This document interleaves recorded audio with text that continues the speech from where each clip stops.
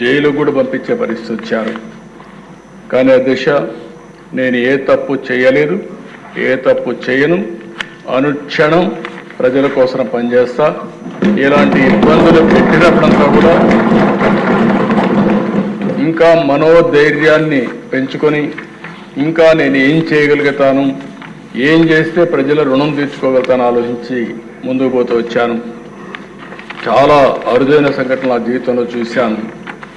నేను జైల్లో ఉన్నప్పుడు 53 రోజులు మీరు చూసే అధ్యక్ష, 80 దేశాల్లో తెలుగు వారు 53 రోజులు రోడ్డు మీదకి వచ్చి ఎక్కడికక్కడ పోరాటాలు చేశారంటే అది నా జీవితంలో ఎప్పుడూ మరిచిపోలేని సంఘటన అని చెప్పి కూడా నేను మీకు తెలియజేస్తున్నా.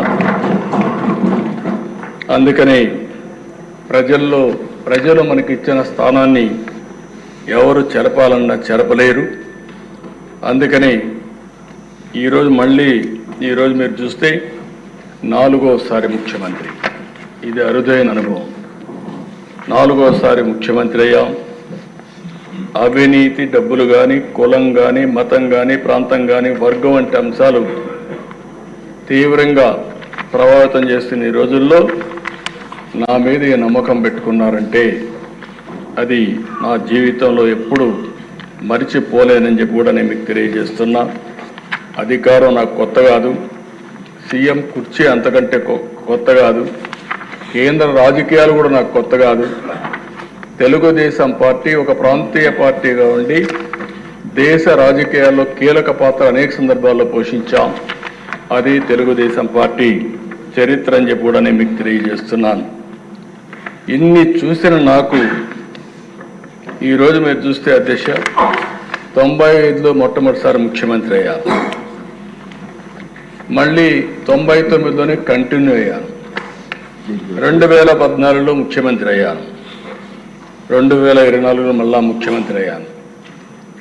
కానీ ఇలాంటి పరిస్థితి నా జీవితంలో ఎప్పుడు చూడలేదు.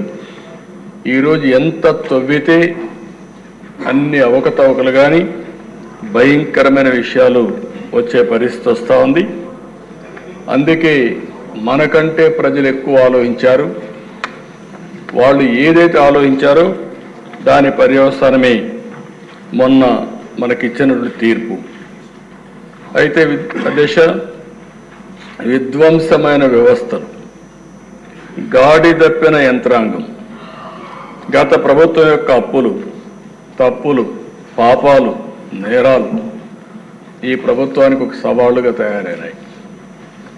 జూన్ 12న ప్రభుత్వ అధికారం చేపట్టి ఆ రోజు చూస్తే రాష్ట్ర పైన ఉంది. కొంతమంది నన్ను అడిగారు, మీరు ముఖ్యమంత్రి అవుతారు, అయిన తర్వాత ఈ రాష్ట్రాన్ని బాగు చేస్తారా, చేయగలుగుతామనే నమ్మకం మీకుందని అడిగారు. నేను ఒకటే చెప్పాను, నేను పారిపోలేను. అధికారం ఉన్నా, అధికారం లేకపోయినా, లేకుంటే ఎప్పుడైనా సరే ప్రజల కోసం పనిచేశా. ఇప్పుడు కూడా అలాంటి సవాళ్ళని నేను స్వీకరించి మళ్ళీ ప్రజలు నిలబెట్టగలిగితే అదే నాకు కావాలి, అది చేసి తీరుతానని ఆ రోజు ప్రతిజ్ఞ చేసి ముందుకు వచ్చానని చెప్పి నేను తెలియజేస్తున్నాను. అలాంటి